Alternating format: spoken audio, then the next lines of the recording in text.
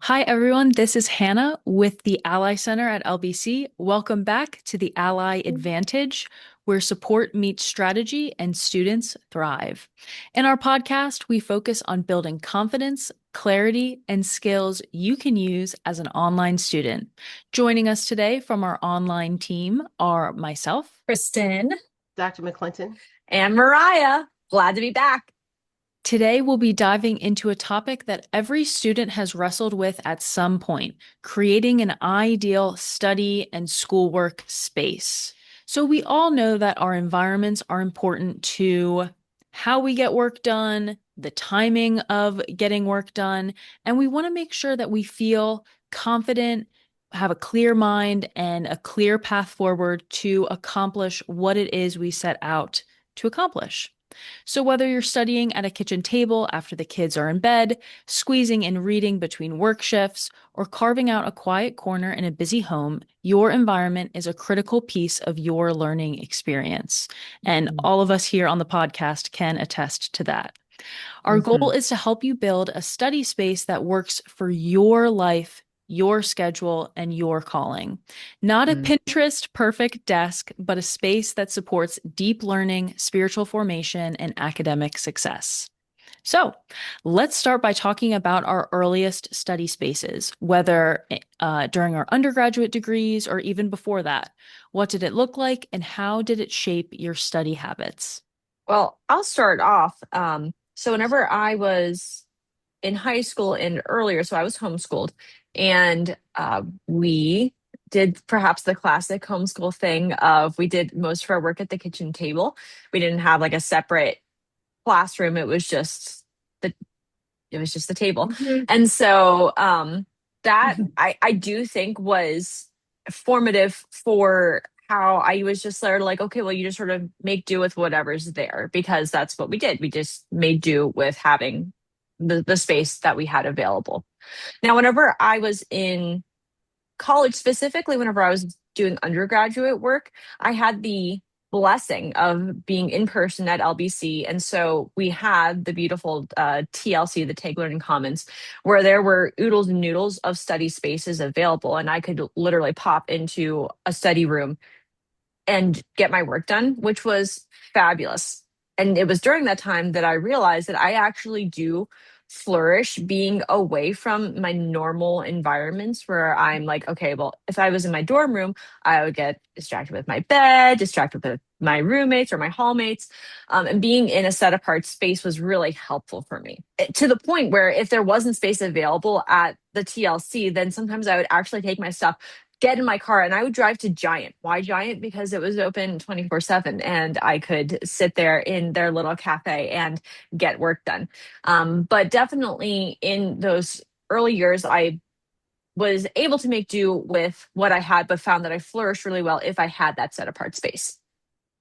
Very nice. So, when I was in high school, my parents had a big sectional sofa in our family room. And so, me and my three brothers all had like our spot on the sectional. And so, we would like all just like sit on the couch and do homework. Probably not great for my spine or my back health, but we're still here.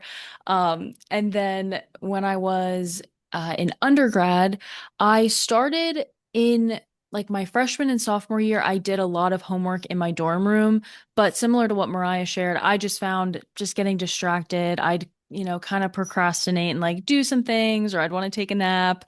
And I just realized as I progressed in my schooling how much I really benefited from making myself go to a public place, set up somewhere, and designate that time to studying. And so I just really thrived being around other people, whether that was in the library or in the student center at my undergraduate university.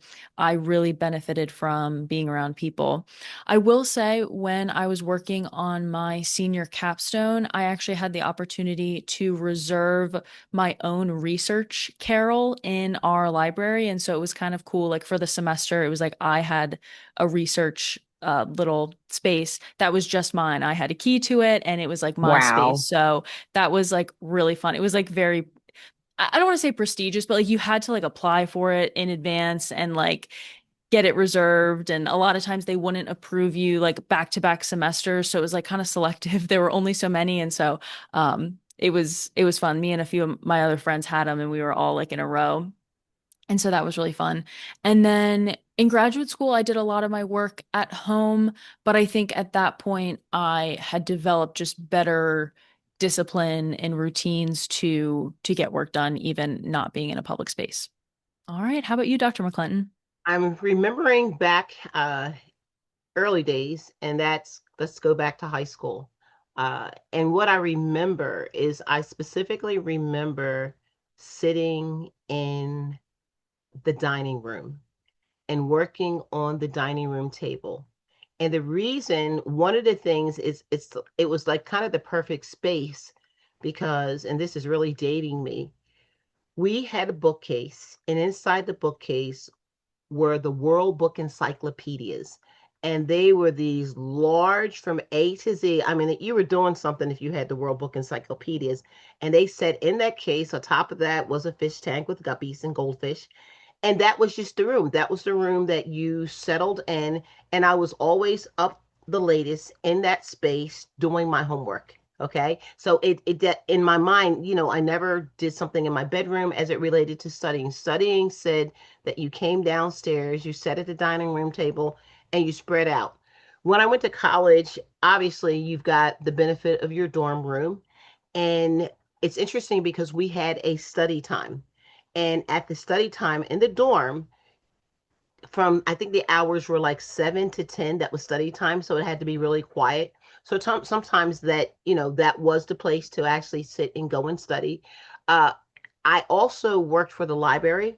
So after check books, and I could sit there and study as well. Sometimes my friends and I, we would get together and we would go to a restaurant and kind of hang out, like get coffee. And if we were studying for an exam or whatever, in fact, the place that we used to go still exists. It's a diner. And we would hang out at the diner. So that kind of got me through my undergrad years. When I went to graduate school, obviously by this time I've graduated, I'm a mature woman, I've got my own money. And I would do my regular job. But then in addition to my regular job, I was doing this over here and, graduate school on the side as well. Like I always like to do like three or four things at once. But my point is that oftentimes I found myself in your Starbucks, in any place that I could sit and take up space for a long time by buying a latte. And that would be a place like I had to do it kind of like as a part of my workday, just being able to do my regular work. But then I didn't want to go home because if I went home, invariably I was going to go to sleep because I was tired. And then finally, at the doctoral level, I really had initially, that it kind of that same space, finding some place. So whether it was Giants or Wegmans or other places that you could literally sit all night and get things done, that's what you did. When I was really pressing in hard with my doctorate, especially once it got to writing, I literally had to get up and leave. And there were like three or four different libraries across the tri-state area that I went and stayed and studied at. Okay, so I was just very aware that I needed to be at a place where I didn't have a lot of distractions. And it didn't matter that people were around me. The hum of people around me kind of kept me like we're all doing something. So it almost was something like my sleeping, helped me to stay awake too, because I had people around me. So I wasn't going to fall out with the people around me. Thank you. And Kristen. So my experience is very similar to all of yours in high school. Actually, I think in high school I would study mainly in my bedroom, which now as an adult, I know that's probably not the best place to study because I won't get into the psychology of that right now. But and then in undergrad, it just depended. We kind of joked on my floor that you could tell the importance of an assignment or a project by where we were studying for it. So like, the everyday assignments, dorm room. If it was like a little bit bigger importance, we might be on the floor lounge. And then if it was like super important, we were at the library because it was, across campus.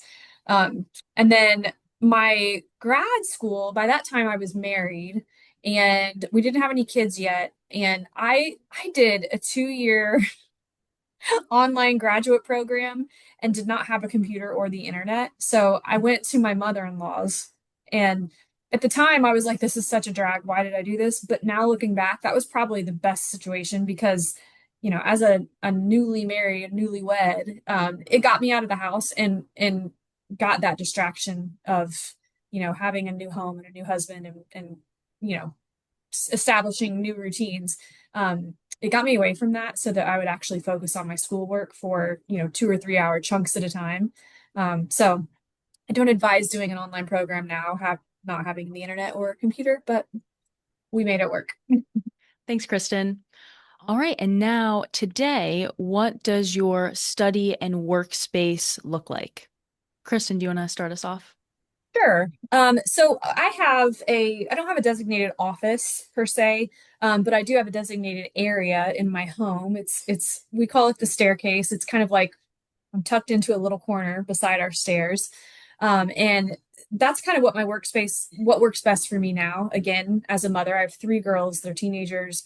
It's just too distracting for me to try to get anything done out in like the main area of the home. So having just, tucked away but not isolated is what works best for me now. And then, I love a good soft lamp. So I have a soft lamp on, a fan. Typically on any given day, I kind of will have music playing in the background, just quietly, nothing distracting, usually just worship music. But that's what my work environment, that's how it's evolved these days. Very nice. Dr. McClenton. So now I have the good fortune, number one, where I work remotely. Okay. And that hasn't always been the case. And so there is a desk that sits and is mission control. Everything takes place from here. Okay. Whether it's a Zoom session for obviously my work or for Bible study, everything, or I'm just surfing the internet to shop, everything sits here at this desk. In fact, I probably spend more time here than I spend in my bed. But the point is, it's got my computer, it's got the lamp, it's got my speakers, everything that I need, whether it's I'm studying something because I need to study or I'm working. That is my space. Uh, I'm aware of the fact that I have to be really disciplined because there are things that are around me, i.e., my keyboards. And so, you know, now maybe to take a break, I can turn around and play a keyboard, but I have to be very mindful. I've got work to do.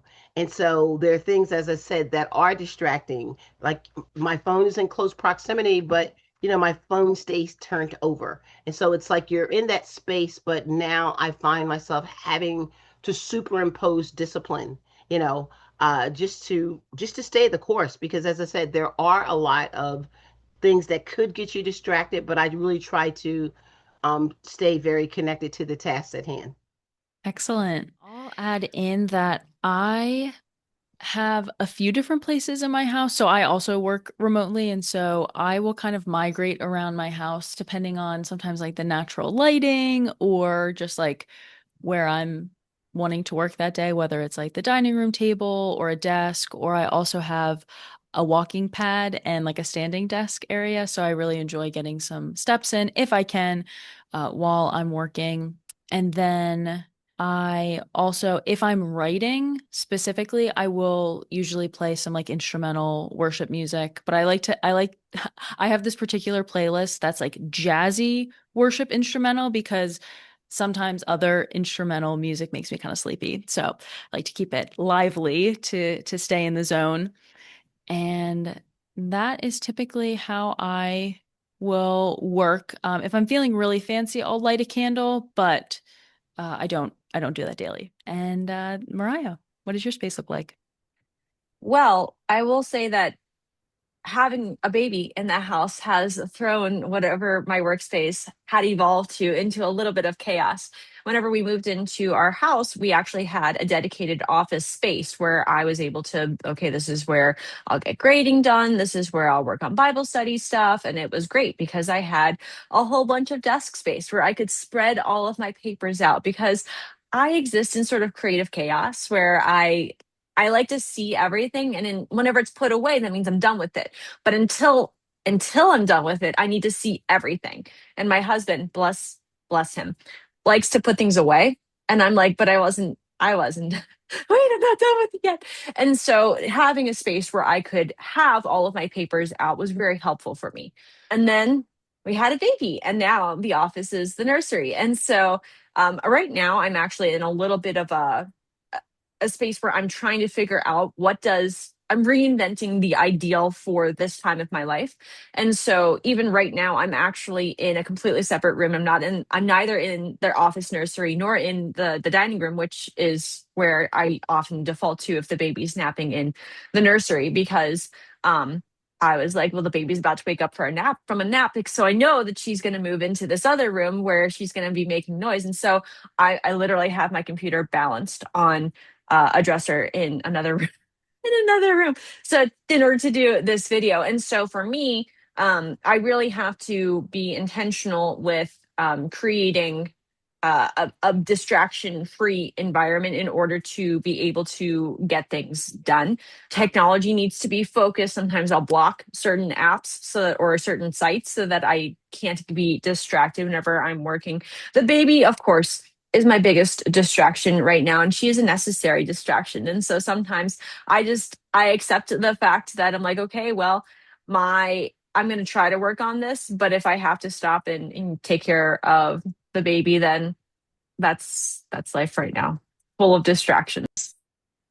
All right. Thank you all for joining us today for part 1 of our Ideal Study Spaces 2-part series. Thanks, team, and thanks everyone for joining us today on the Ally Advantage. We'll see you for part 2. See you for part 2.